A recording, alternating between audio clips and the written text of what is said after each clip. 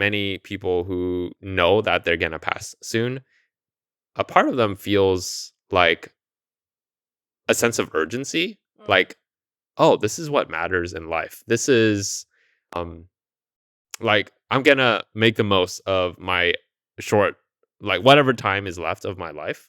And so that's really what I felt. My urgency for sharing the gospel like was pushed further, um in that I was more intentional, whether that's encouraging people, and also no, I'll share this story in a little while, but also like praying for coworkers as well. Looking back, would you have done anything different in terms of how you ended and how you finished your job?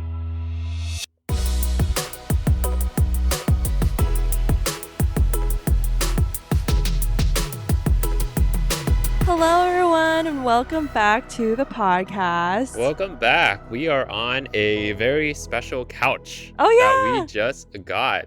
Yes. So It's brand last, new. I feel like yeah, people are moving in. They're seeing the developments. We don't have wall decor yet. If anyone has recommendations for good wall decor, I'm on the hunt. Preferably affordable and Christian themed, but not cheesy. It's actually really hard to find non-cheesy Christian wall decor. what is cheesy? Like John Like, 3:16? yeah, just like, wow, that looks tacky. Yeah, I see So what you mean. yeah. But anyway, yes, we have a couch. So we're actually sitting on furniture. Not a Not a blanket. yeah.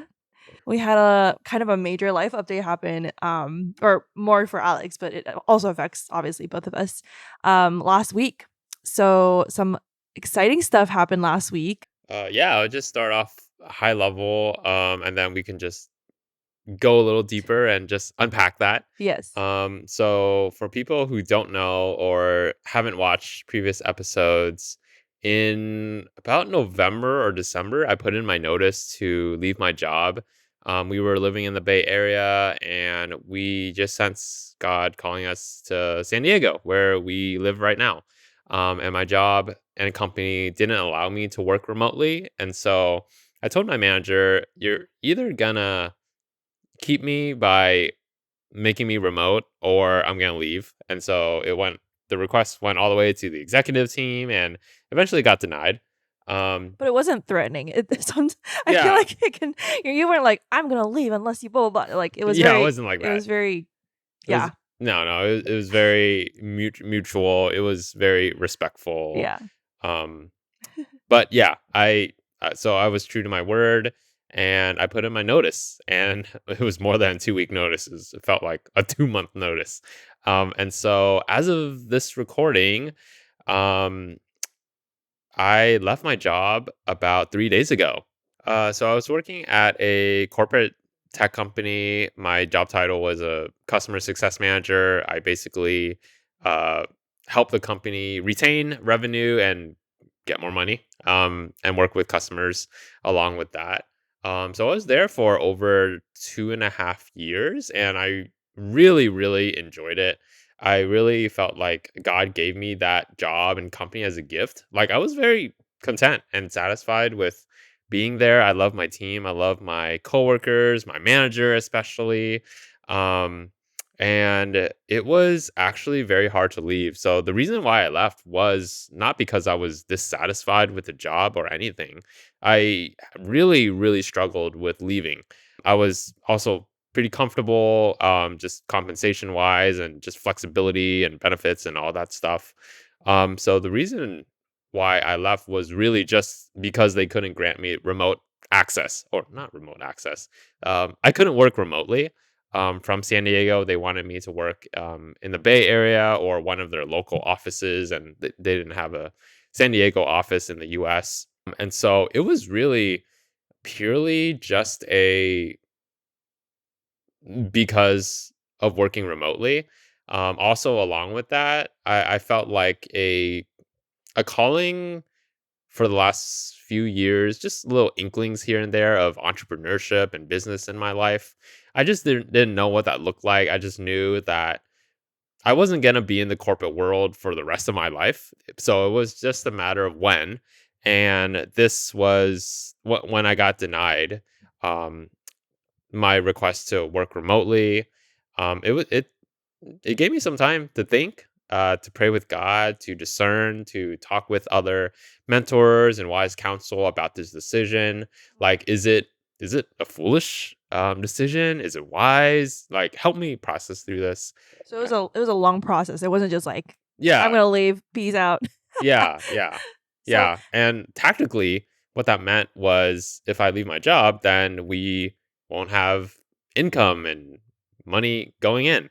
And right. so I've been working in the corporate world as of last week, like about 9 years. So I've, for Wow. the most part, had some stability with income and benefits and everything that comes along with that. So it was definitely a really, really really scary leap of faith, but I believe that God will be faithful through all of it.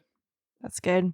So what was the core, like what propelled you? Because I think, it's tricky, right? It's like you also felt, and I was along with Alex in this whole journey. So I could see, you were like, oh, I really feel called to be a light in the workplace and my team and my boss. And, like you had that missional mindset, which is amazing.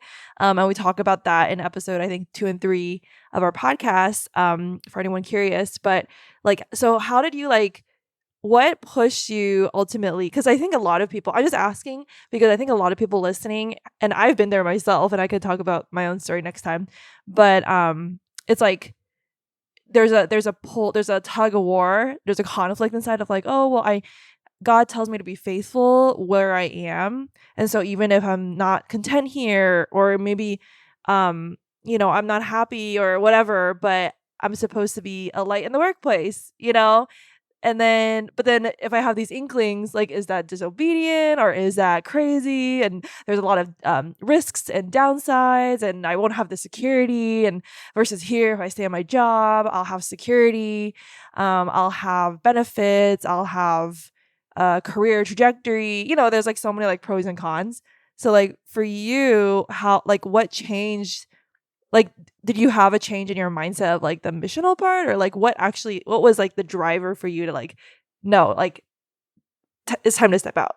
Well, I'll answer your question in many different ways. So, um, first and foremost, I always believe, so belief and practicality doesn't always align, but I truly believe that if you're wherever you are, whether you're working in the corporate world or anywhere else, we are called to be missional and missionaries in the workplace, to spread the gospel, to be salt and light of the earth, to make disciples of all nations.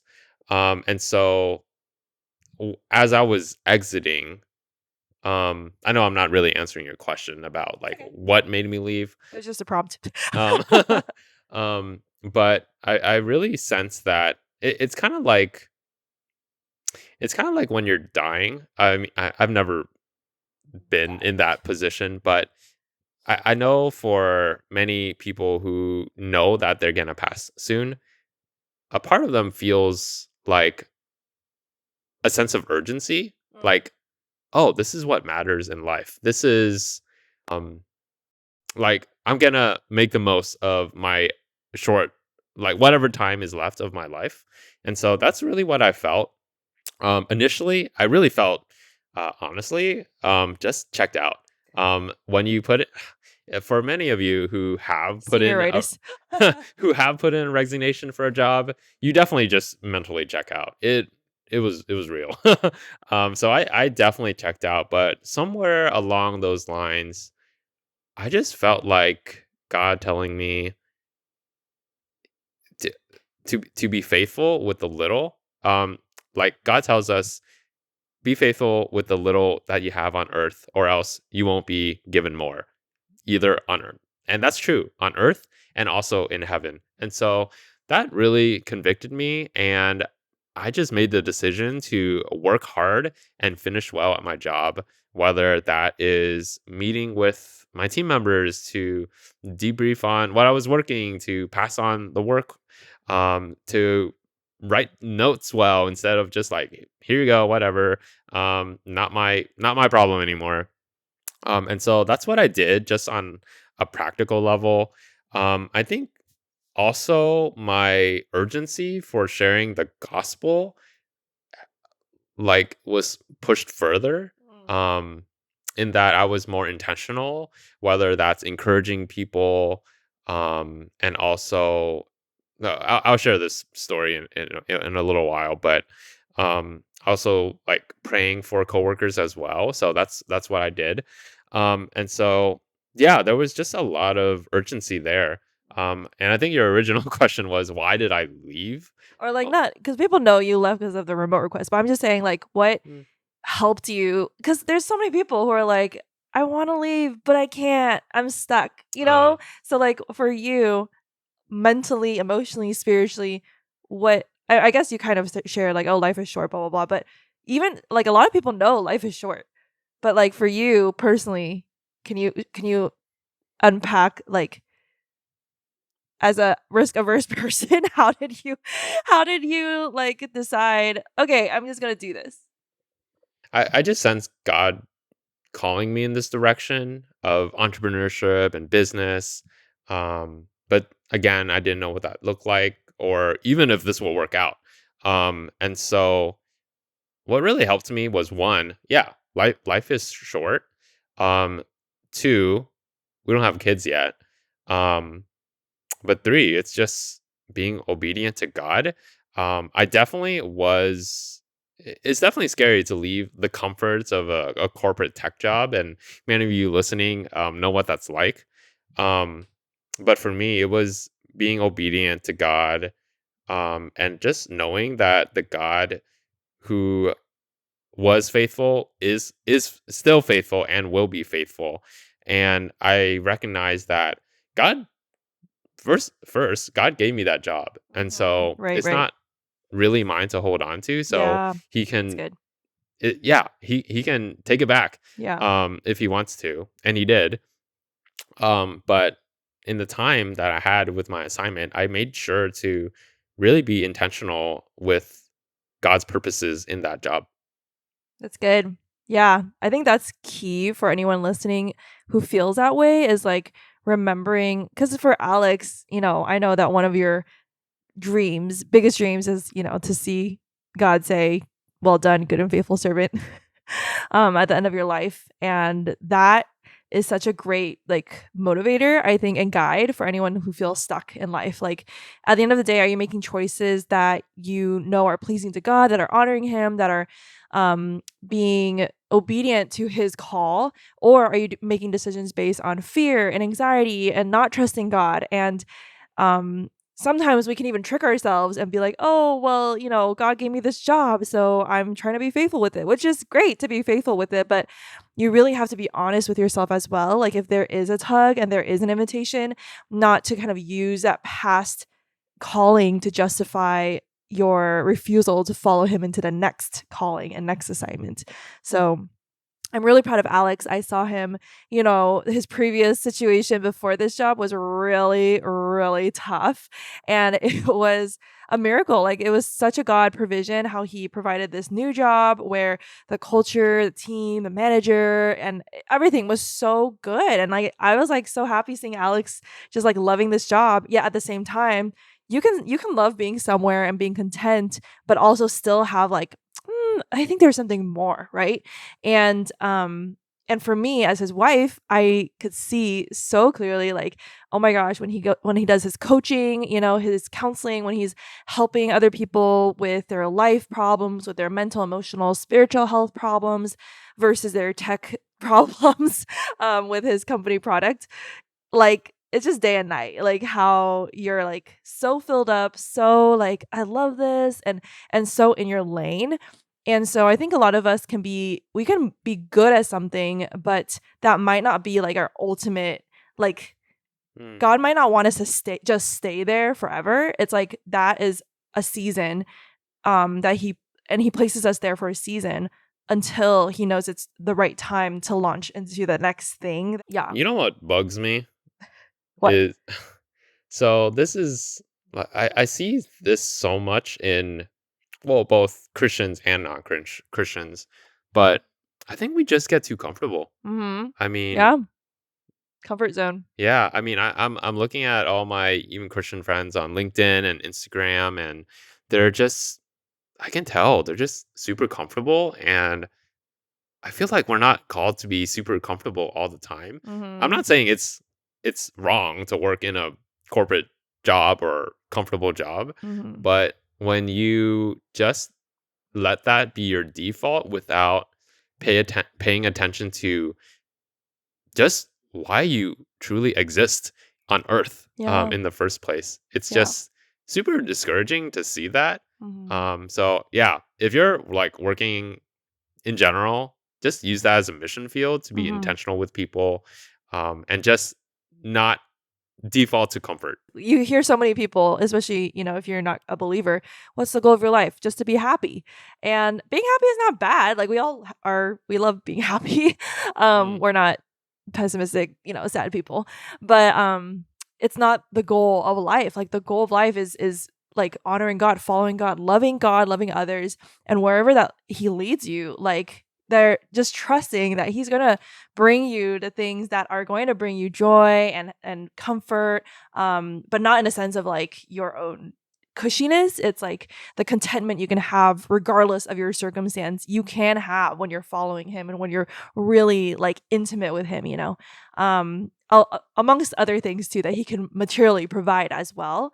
And so, yeah, I feel like, I mean, one example is like it when the disciples, they're with Jesus, and then there were like 5,000 plus people, probably 10,000 because there were only 5,000 men, but they were all hungry. The people were all hungry, and then so the disciples asked Jesus and was like, "Hey, like, should we dismiss everyone so that they can go get food?" And then Jesus says, "You guys feed them." And then they're just like, "What?" They're like so confused. And it, long story short, for anyone who knows this story or doesn't, like, a little boy had 2 loaves and five, or 2 fish and 5 loaves. that's right. Okay. Sometimes I get the numbers mixed up. And like that's barely anything to feed thousands of people. But miraculously, Jesus then like multiplied that so that it fed everybody until it says until they were satisfied, and there were 12 baskets left over, signifying that there is more than enough when you follow Jesus. So I just wanted to like encourage people, if your concern, is will I have enough? Will I be provided for? Will I survive? I mean, it says so many times in scripture, like the more that you like follow God, he will provide for you. He is a good father.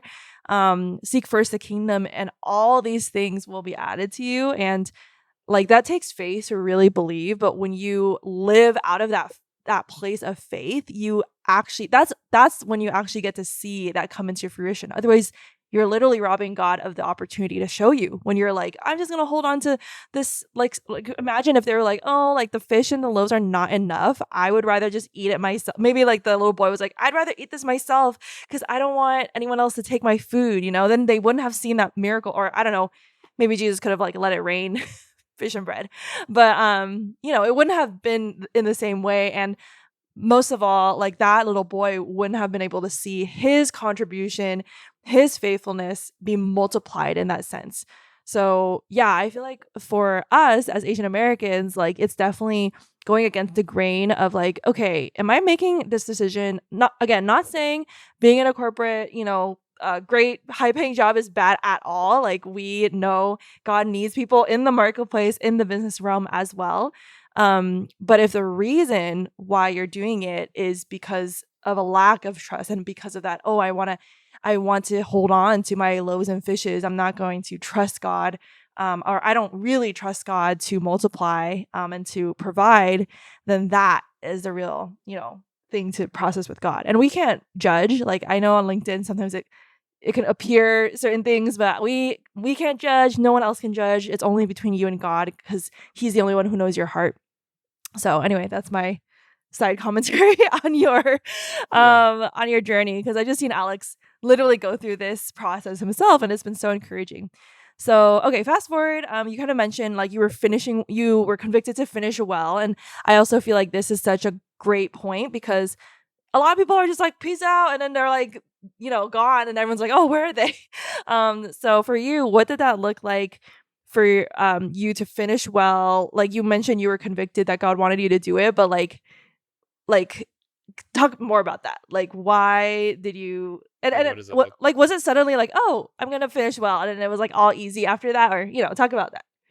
Well, it wasn't all easy. Like I said, the mental checkout, but I feel like I'll just say before this point happened, Alex every day we have a debrief. We have our daily connect debrief times every single day. How was your day?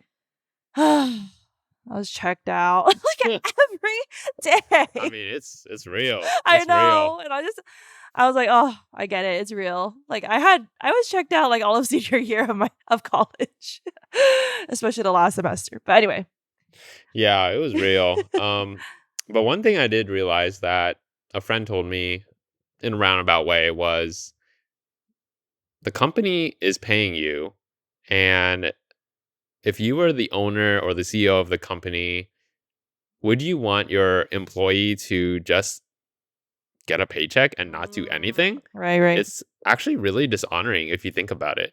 It's it's it's kind of like stealing. You're like doing nothing to get a paycheck and benefits.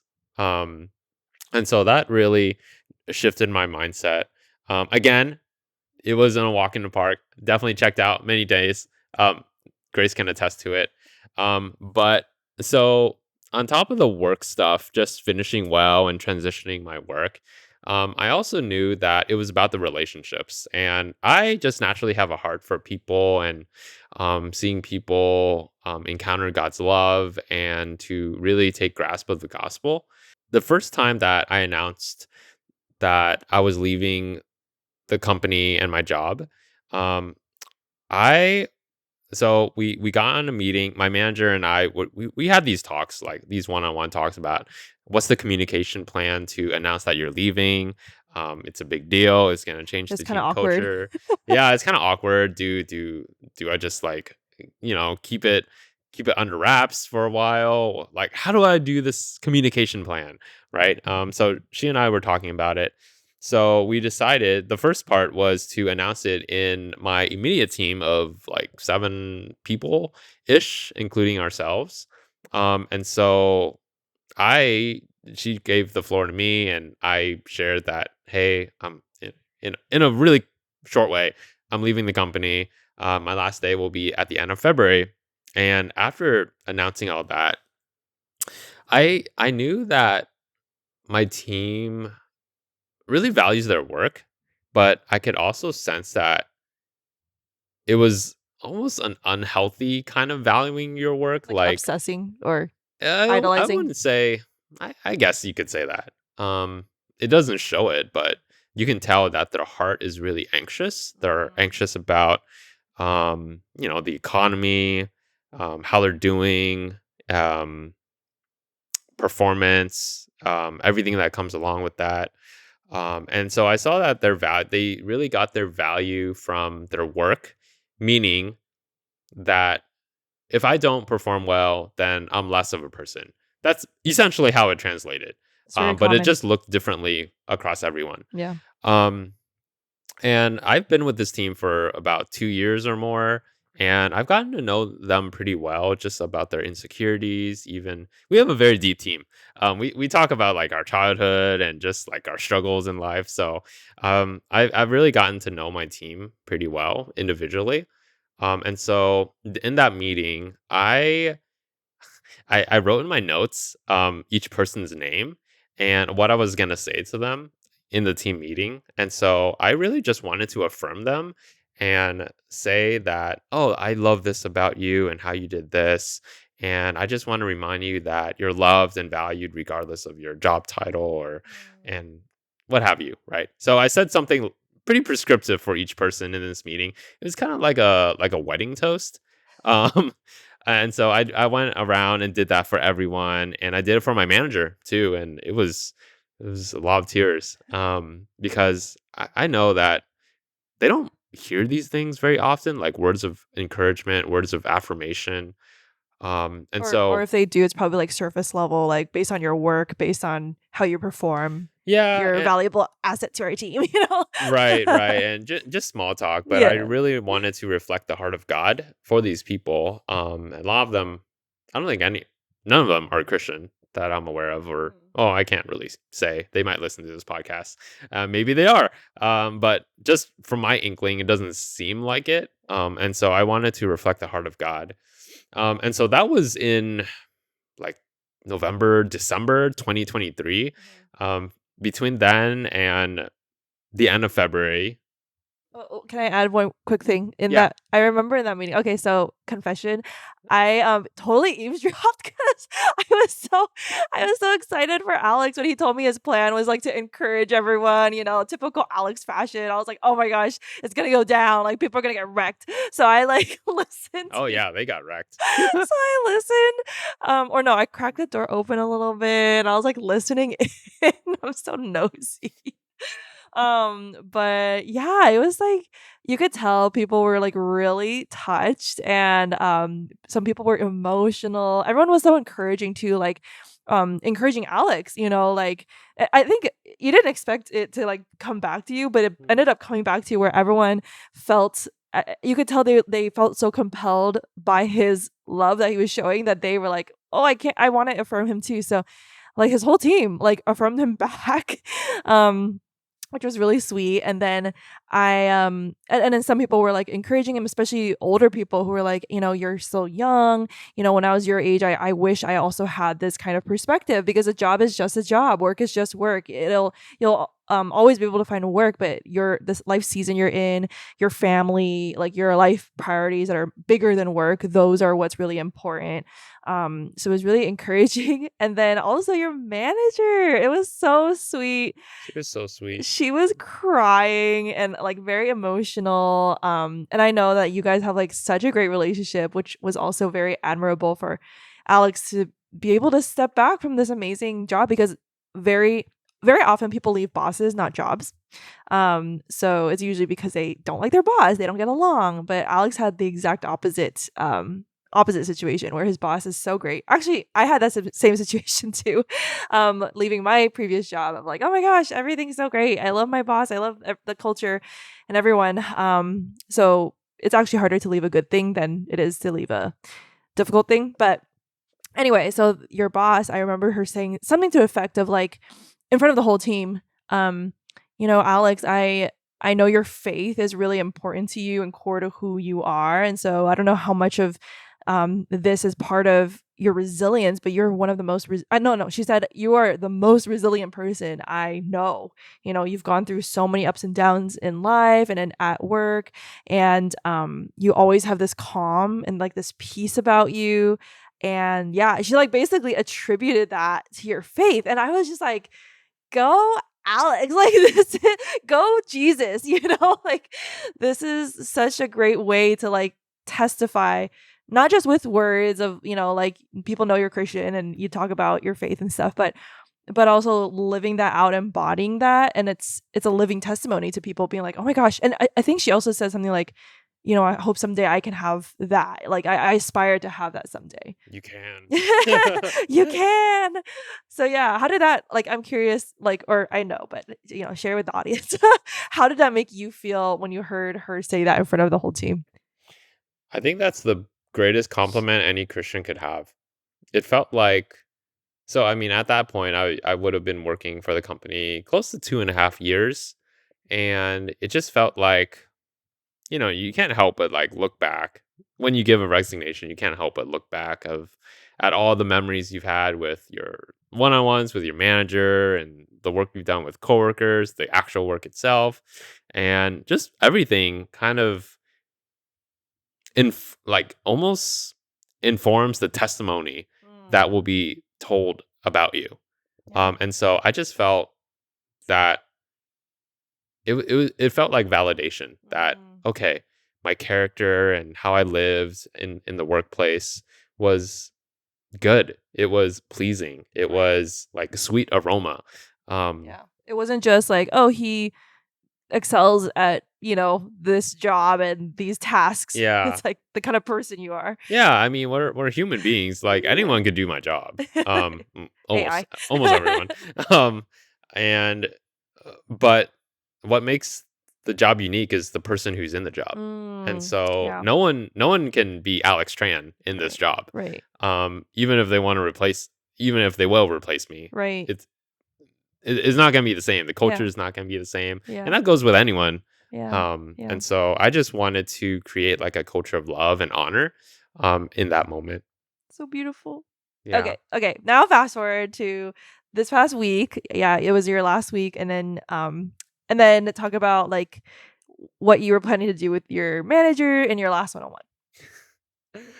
Yeah, so my last week it definitely felt checked out. Okay, so I will say, like, what I was trying to hint at earlier was, so even though Alex stopped saying every day, "Oh, I'm so checked out," it was still hard for you. It was you still felt that resistance, right? Of like, "Oh, it's so hard." Like, I'm tempted constantly to just check out, but I was so proud of how you made the daily choice of, but I'm still gonna choose to finish well, and I feel proud of myself that I'm doing my best to do that, even though I feel like I just want to zone out and like not do anything, which a lot of people do, like quiet quitting and Mhm.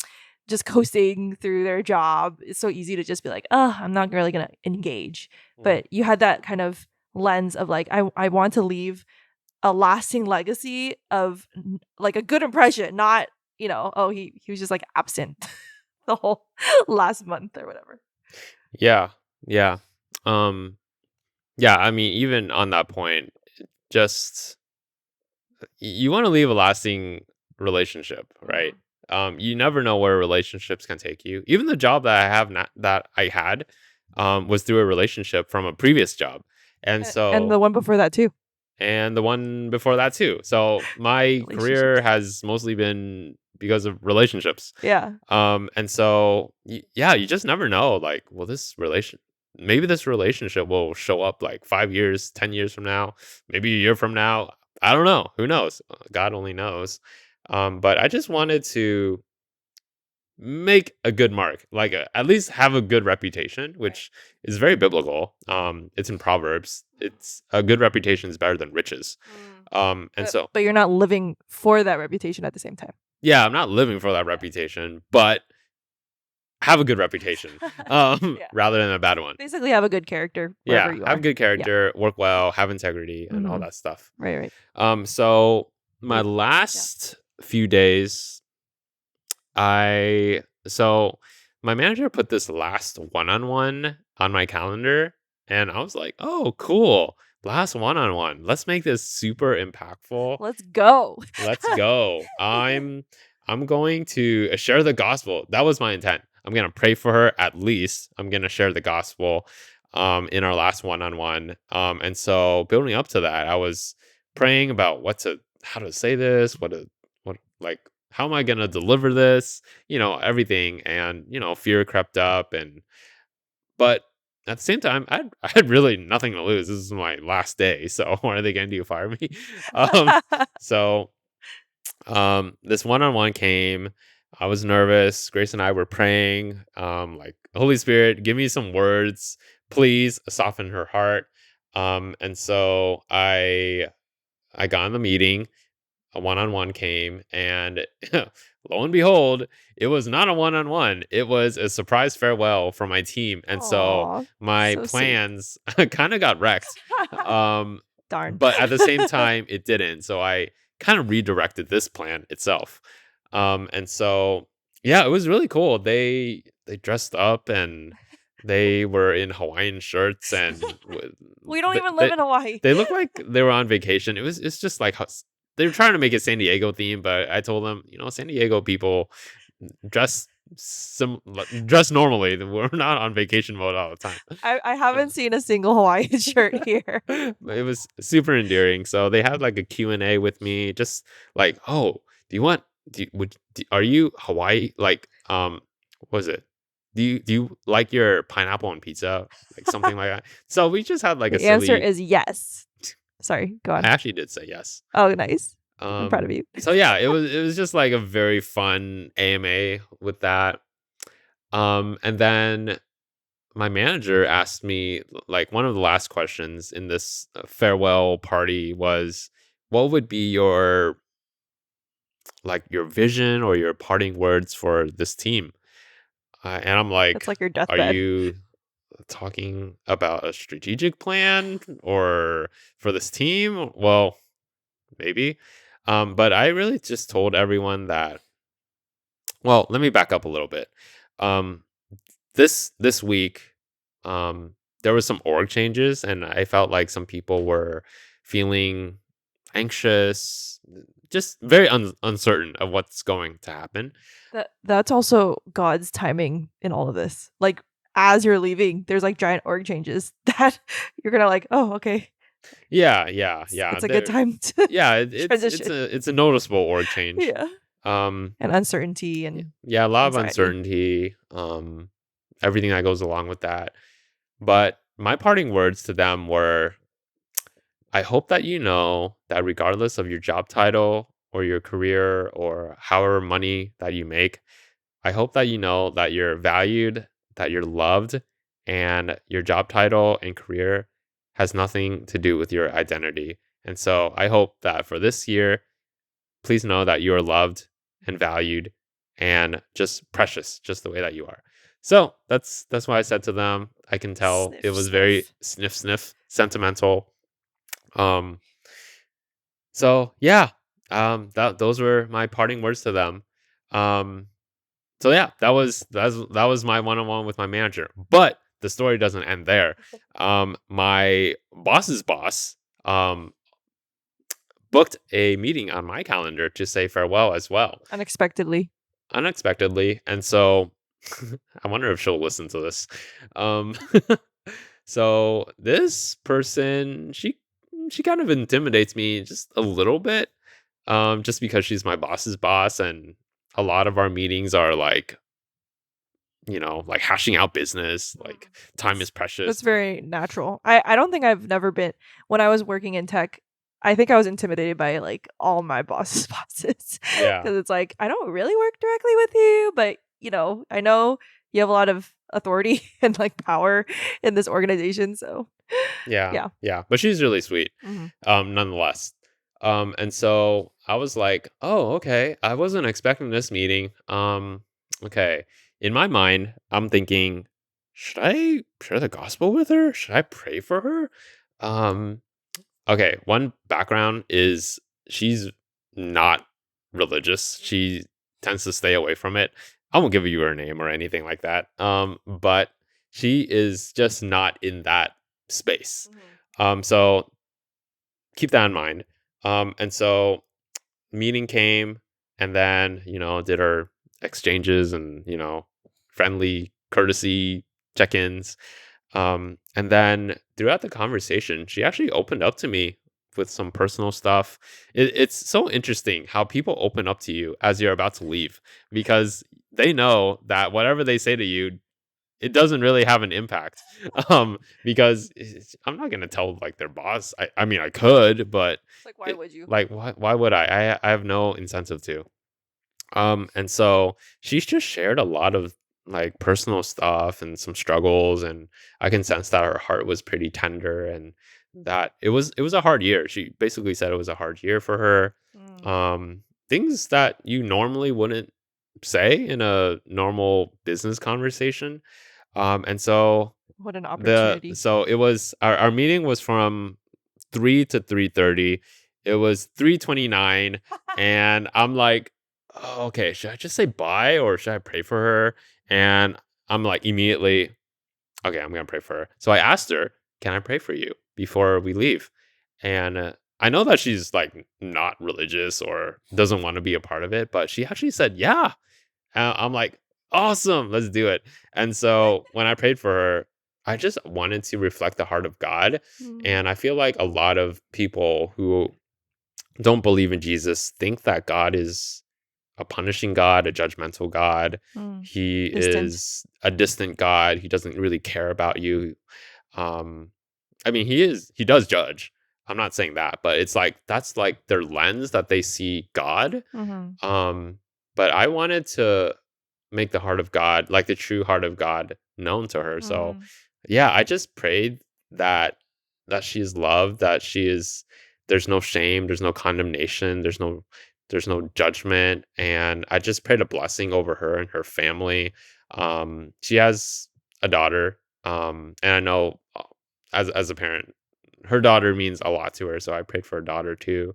And so after our prayer, she teared up a bit, and just I can tell that it meant a lot to her, and yeah, I can tell she teared up a bit. Mm. So It's yeah, beautiful. I mean, I didn't get a chance to share the gospel like directly, but I reflected the heart to her, and Mm. hopefully that was a seed planted. Yeah. Um, Because I forgot who said this, but it's like that saying like you might be the only access people have. Like people may not have ever stepped foot into a church, but you might be their church. Like you might be mm, the representation of God that they will ever encounter, you know? And so it's so important for us to remember that, especially for believers. It's like you're so used to going to church and knowing about God and getting prayer and being encouraged and all these things that are so normal to us. Like people crave that. People are like seeking, even if they don't believe in God, like they have all of us, you know, we're all created in God's image. And so we all have that innate compass inside of us pointing us, trying to point us to God. And so a lot of people are just like craving, like, what's the answer? Like, who is God? Like, who am I? Where's my identity? Where's my worth come from? And all these questions. And if you, as you know, Jesus calls us a royal priesthood, meaning priests are like connecting people with God. If you're in your workplace, like you're a priest. Like people are gonna see that in you. If you're like, not to brag on Alex too much, but I can't help it. I'm his wife. But you know, just like having that emanating the aroma of Christ, you know, like in your character and how you treat people and how you just love people intentionally, and people will catch that. And especially, yeah, if you offer to pray for them, like very few people are actually going to say no. I've offered to pray for people at my previous workplaces, and I don't think I've only gotten one no from one of my friends, and it was because she thought I said, "Can I pay for our meal?" what? I still remember. It was hilarious because I was so confused because we were like good friends, and she wasn't a believer, and I was like, "Can I pay for a meal?" And then she was like, "No," and I was like, "What?" Because usually she would say yes, and then Wow. I realized, oh, she thought I said, "Can I pay for?" Anyway, that was the only time. Like every other time, people have accepted it. So Wow. So it's like 100% yes rate. yeah, and I think like so many of us block ourselves because we're like afraid of what they'll think or afraid of being rejected, and those are, you know, legitimate like human fears. But yeah, at the end of the day, it's like, I mean, there's such a powerful passage in the Bible about Jesus is telling this parable about this guy, this rich man who dies, and like, oh, like his whole life he never like followed God, and then he dies, and then he sees, I think he sees Abraham or Moses or Elijah, one of the prophets, um, in heaven with God, and then he's, you know, in hell, and then he's like, "Oh my gosh, please, like warn my family who are living that they don't want to be in this torment. They don't want to be in this hell." And then it's super convicting. It's like, um, is it Moses? Oh my gosh, I'm totally butchering this. But basically the prophets, like they've already heard the prophets. They've already heard, they just reject it. Like you rejected, you know? And so even so if they don't even believe what living people have told them, how would they believe like what dead people go back to tell them, you know? So anyway, something like that. I need to study the scripture more and tell it more accurately. Anyway, it was just saying like people have already heard, so it's up to you to decide, and that just gives us even more urgency on this side of eternity to be like, we need to share with people. How will they believe if they can't hear? Like who is going to tell them? Who's going to like share with them if it's not the people in their lives, especially the people they trust or people that they have relationships with? So yeah. Anyway, I forgot how I got on this topic. I was just getting riled up about sharing the gospel. This happens. This happens a lot, by the Basically, way. like, you know, it, you're in someone's life for a reason. God puts people in your life for a reason. And so when you have an opportunity, when you see a door and an opportunity to pray for them, oh, I know what I was saying. It's like, would you rather like be afraid of what they'll think. Maybe they might reject you. So that you never pray for them. You never share the gospel. You never share about your faith with them.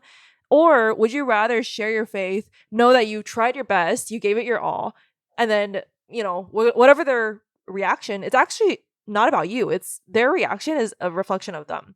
And I have friends who actually, before coming to Christ, before becoming a Christian, they rejected other people and they're like, you're crazy, like stop this, like, making fun of Christians. I was one of those people. Yeah, exactly. And so like that, but that plants a seed in you. And even if you at that moment you're like, nah, thanks. Like you're weird.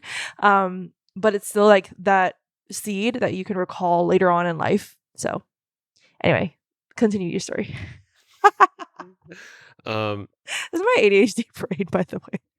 yeah. So one thing I learned, so we're reading this marriage book, and I learned that women think more integrated, Yeah, and everything so connects. think of it as women have so many tabs, but for guys, it's more compartmentalized. Yeah. So we have single tab here, and then opening up another single tab. So that's basically, I don't know. That's just, I don't know You why still I said love that. me? I still love you. I mean, I'm sure many women are like this Okay. too. Okay. He keeps me focused. Okay, okay. Going back to the story. So you prayed for her. So I prayed for my boss's boss. This was a Thursday. That was my last day. I had the surprise farewell. I had my meeting with my boss's boss, and then You lost access to your email. yeah, I will have lost access to this. So how do I keep in touch with my manager? So fortunately, I have her number, and so I was just texting her like, um, "Hey, I know we didn't get a chance because you threw a farewell party during our one on one, and so I wanted to say some other stuff to you, but I asked over text, "Hey, can I pray a blessing over you and your family? I can just send it over a voice note." And she said, "Yes!" In all caps, exclamation point. I would love prayer for me and my family. Aww. Something like that. And so, and then she asked, "Do you want to talk like later this afternoon?" And I said that I couldn't because I had a workout that I was going to. And so we actually reconnected the next day when I was not with the company anymore. And so I decided instead of just sending her a voice note, let me just pray for her in real time. And so next day comes and Early we morning. early morning, 8:30 a.m. Not even being paid. Not he's no longer an employee and he has an 8:30 a.m. meeting with on my former on manager. his personal email. Yep. And so Wow. in this meeting, yeah, it's amazing how free people can be when you're not you're not in their org structure. The Um confessions come out. yeah, yeah. So we just had a heart to heart and I just try to dig a little deeper Mm. um in work, like what struggles in work and also outside of work too. And so she got to share some more personal things too. And so I prayed for her and again I just wanted to share the heart of God to her, like God is loving you and you love her so much, you're valued, doesn't matter, you know, who you are, what you do, etc. So I really just wanted to reflect the heart of God. And so after that meeting, I can tell it meant a lot.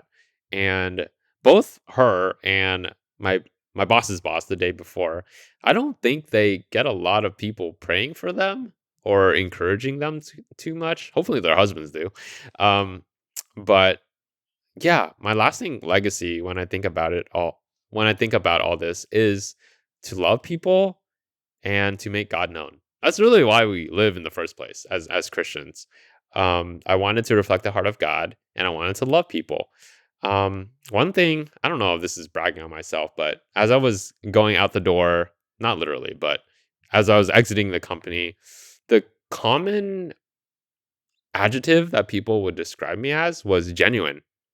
I thought, wow, that's really sweet. Genuine. That's actually a really great word. I would Yeah. love to be described as genuine, and it was validated from the people that I work with. And so I felt like as a Christian, you really got to cultivate a heart for people.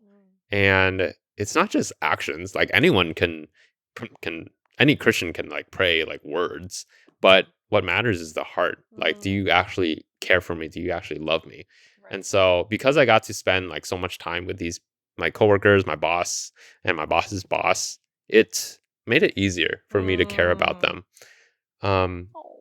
yeah. Yeah, I feel like that's actually, we talk about we talk about sharing the gospel or sharing our faith, and it's so easy for us to focus on that in terms of verbal, like what you'll say. But it boils down to like, are you the kind of person, are you walking the talk? Are your actions and your relationships and the kind of character that you have, that you exude, does that preach the gospel, as in that, does that reflect God and like your identity in him, and all the things. And I just want to point out, like, a common phrase you've been using is, your aim was to reflect the heart of God. And you can't reflect God's heart if you yourself don't know God's heart. If you're far away from God, if you're not spending time with him, if you're just hearing about him but not really like trying to know him personally, it's actually very hard. I think it's not unusual for Christians to struggle to like exude this in your life if you're um you're just trying to like do it externally, but internally you're not connected with him, if that makes sense. So Mhm. it just reminded me you just reminded me of that, because first of all, being called genuine by your coworkers is like one of the best compliments. It's like, it's so good, because it's better than just being like, oh, he's a great performer. He's like, great at Excel. Like those are just skills, but it's like genuineness. It's such a deeper testament to you're a person of integrity. And even today at the church service we were attending, the message was about holiness and how like authenticity is such a big part of true holiness, because you can't be sent out unless you are, first um seeking and like being with God yourself, and then you have something to share. You can't give what you don't have yourself. Mhm. So I just wanted to emphasize that. Would you add anything else onto like how does one really reflect the heart of God, what amongst like so many, there's like so much pressure I feel like people face in the workplace, of like, oh, I need to do a good job, I need to like, make my boss happy, I need to, have good relationships with people, and it can be a lot like of pressure. So like, how would you say you approached all of that and kept the main goal? Mm, it's not really how. It's more who.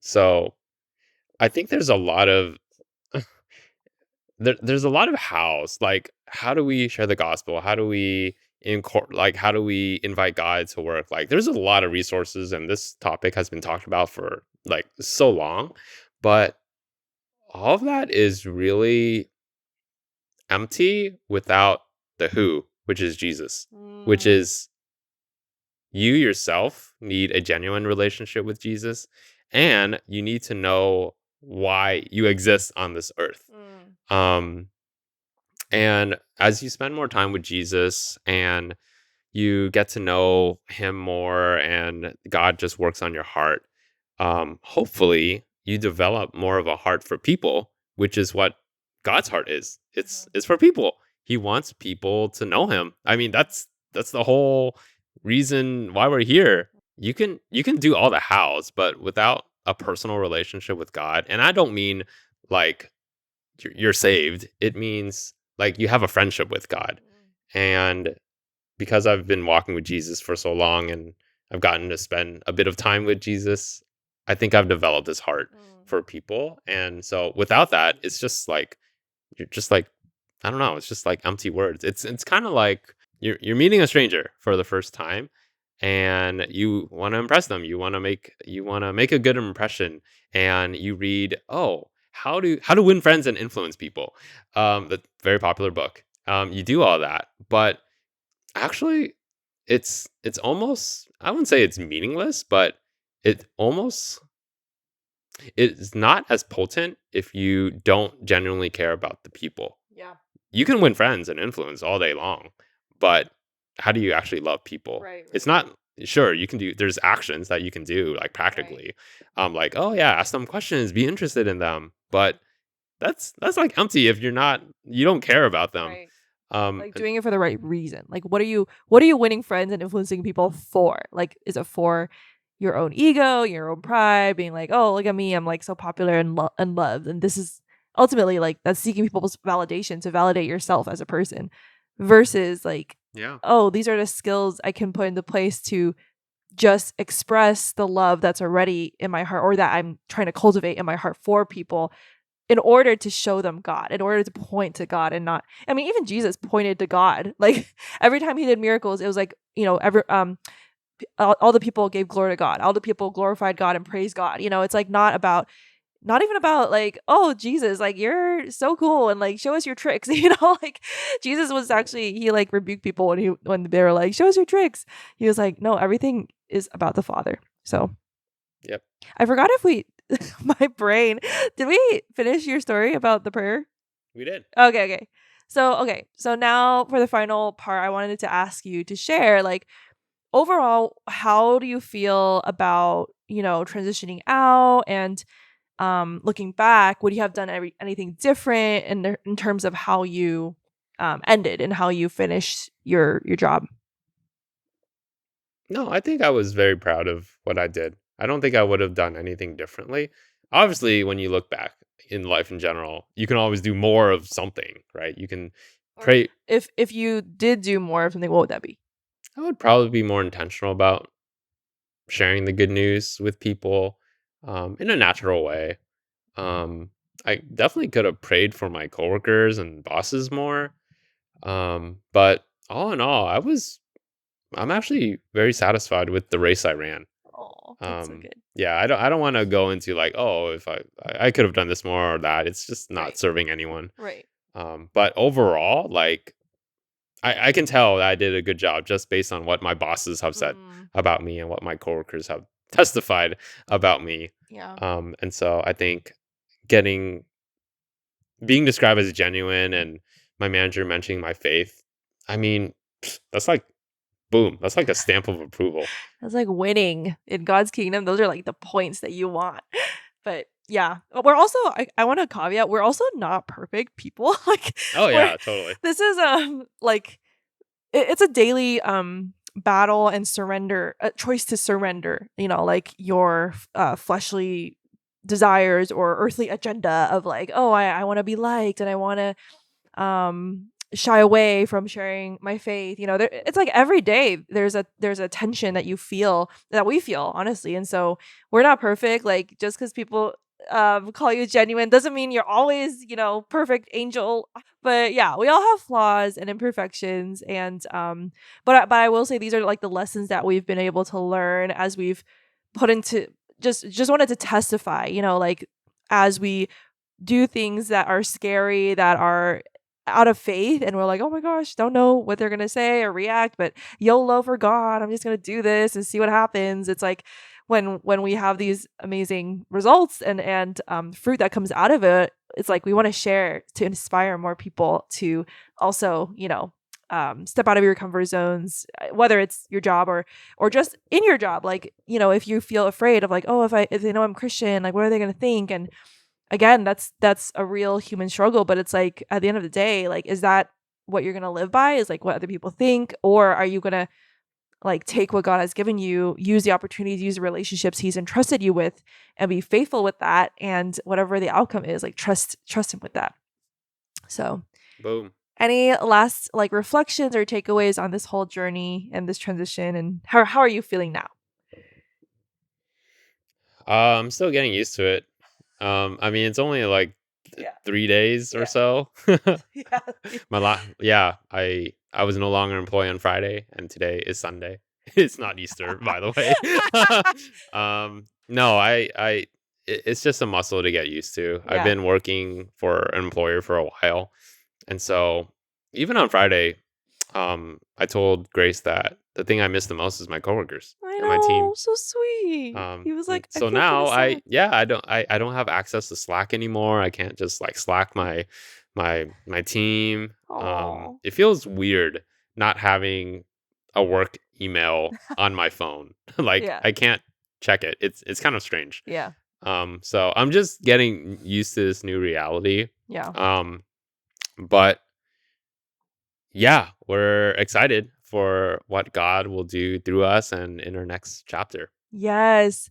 Oh my gosh. I am really excited. I feel like I am inspired by your testimony to share in a future episode, perhaps, my transitions out of when I worked at Google into going into ministry, and then also my transition out of ministry, having a job, and into the unknown, into entrepreneurship. Well, I didn't even know it at the time. It was entrepreneurship. I was just like, I really feel like God is calling me to step out of the boat. But I remember being so disoriented when I left my job, and I was like, oh my gosh, I was a mess. Like the first few weeks, I was like so confused. Because I had just been, my default was like so ingrained in me to like check my email, to be responsible, to respond to text, and to, have all these like responsibilities. And then it just like switched so much, and I had to go through a lot of like unlearning, and like a lot of false guilt that I had to rip off of myself.